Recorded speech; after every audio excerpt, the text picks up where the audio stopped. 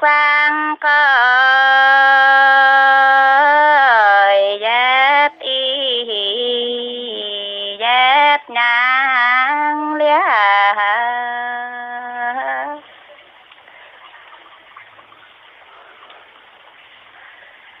hiện dầu sang tim miền quái thôn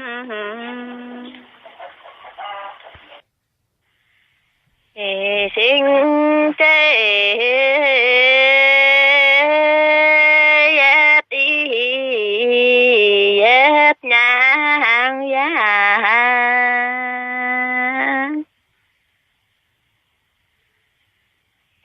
phép ghê sao cháy tay xong nhìn xăm trên khoang đôi cô gầy lo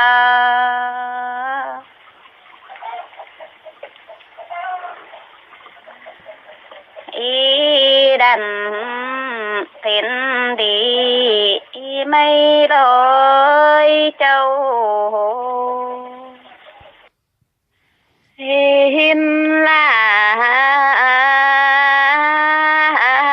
hiên quang tông nhang giá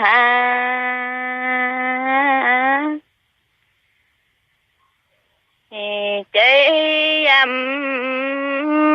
quang chơi phiền min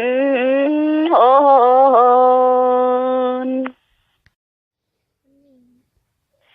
quang cơi dép y dép ngang lia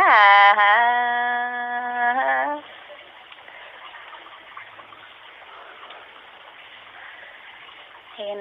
dầu